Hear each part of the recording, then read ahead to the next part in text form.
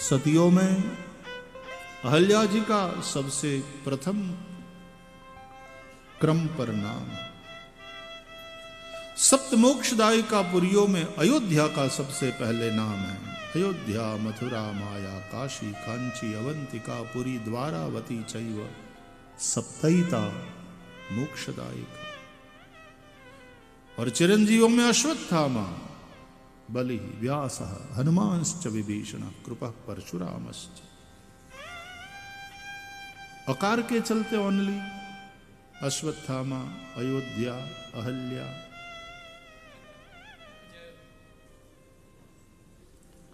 नहीं,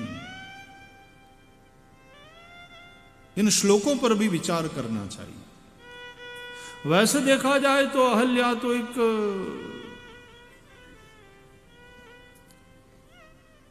शापित,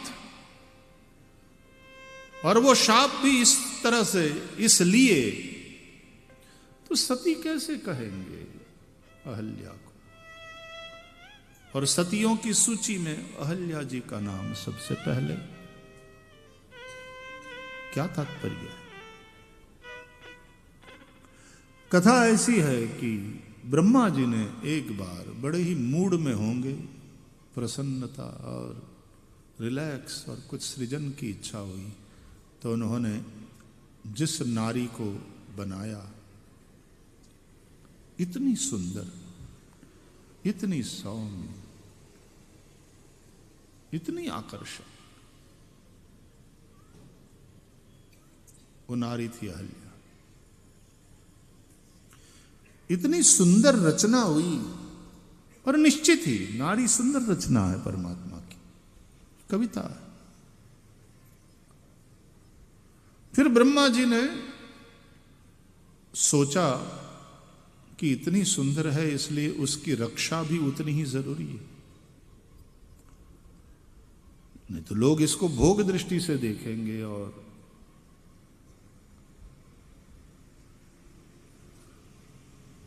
कोई संयमी ऋषि हो, संयमी पुरुष हो, उसकी सुरक्षा में इसको रखूं। ऐसा संयमी पुरुष दिखाई दिया गौतम ऋषि। तो ब्रह्मा जी ने गौतम ऋषि को जिम्मेदारी सौंपी, सुनो, इसकी रक्षा करना।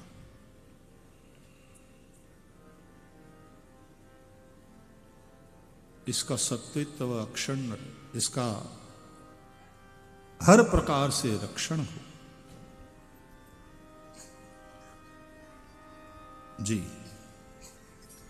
गौतम ऋषि की सुरक्षा में अहल्या रही, और गौतम ऋषि ने उसको खूब संभाला, औरों से भी, और खुद भी संयमी है, अपने से भी संयमी ऋषि। और यह देखकर ब्रह्मा जी प्रसन्न हुए, और ब्रह्मा जी ने सोचा कि गौतम जैसा जो संयमी पुरुष हो, वही इसका स्वामी बनने के योग्य है। अतः फिर ब्रह्मा जी ने अहल्या का गौतम ऋषि के साथ विवाह कर दिया।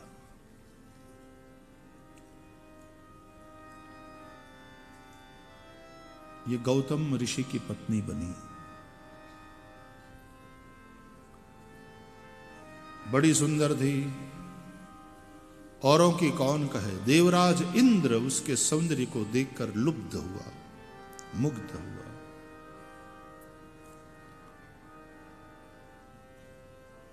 तो कथा है कि ब्रह्म मुहूर्त में गौतम ऋषि रोज उठ करके फिर स्नान के लिए जाते, और एक बार इंद्र गौतम ऋषि का रूप बना करके जब गौतम ऋषि स्नान के लिए बाहर गए, तो ये कुटिया में आया इंद्र।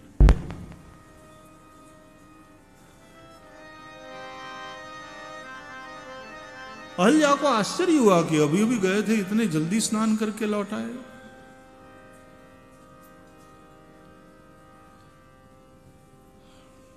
जब बाद में पता चला कि नहीं, ये मेरे पति गौतम ऋषि नहीं, ये तो सुरपति इंद्र है।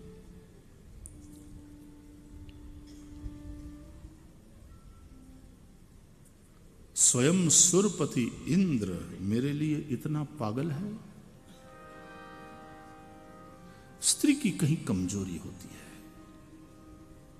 और वो कमजोरी ये है कि जब कोई उसकी बड़ी प्रशंसा करे, उसके सौंदर्य की प्रशंसा करे, उसको इंपॉर्टेंस मिलना शुरू हो जाए, तो कभी कभी हो सकता है, कभी कभी, कि वो खुद भी थोड़ी फिसल जाए।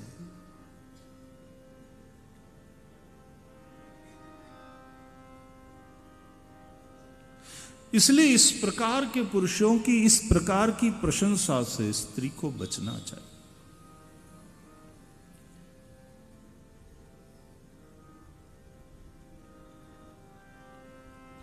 You are the most beautiful woman I ever seen. तो राजी राजी हो जाए, अरे पागल, तू 20वीं है जिसको ये सेंटेंस यही बोल रहा है। इस तरह से भरोसा मत कर। तो कोई ज्यादा इंपॉर्टेंस देने लग जाए, प्रशंसा करने लग जाए, और वो भी जितना बड़ा आदमी हो,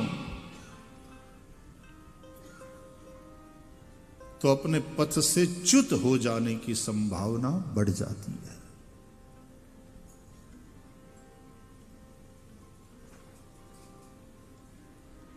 ये रूप गर्विता और वो भोगी।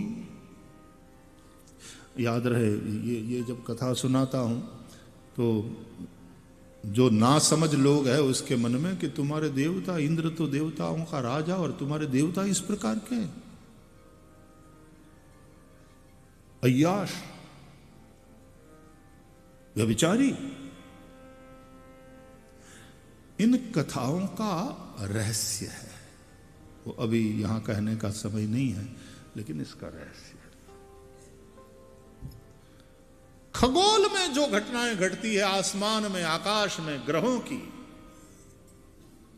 उसको भी हिस्टोरिकल वे में पुराणों में ऋषियों ने, व्यास जी ने लिखा है, रखा है। बहुत सारी बातें सिंबॉलिकल है।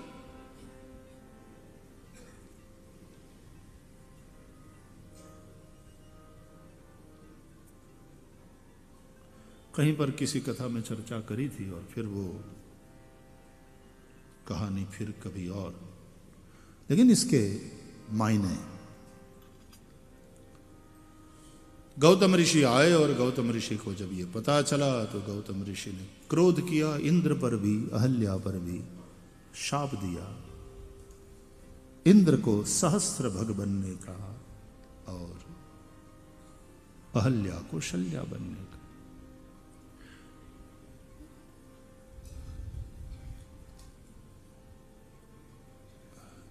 हजार छिद्र है इंद्र में,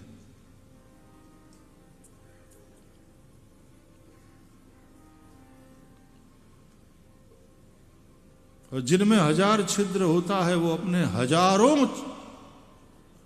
नेत्रों से किसी अन्य के छिद्र को, कमियों को, बुराई को देखने की प्रवृत्ति करता है। इंद्र की तरह दूसरों के छिद्रों को, दूसरों की बुराइयों को, दूसरों की कमियों को देखने में लगे रहते, अपना दोष उन्हें दिखाई नहीं देता। आंख में यदि कोई रचकण गिर जाए,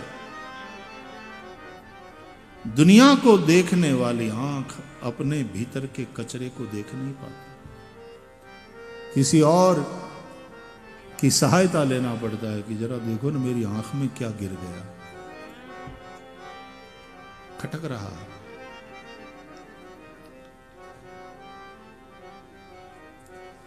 याद रहे, ब्रह्मा बुद्धि के देव है,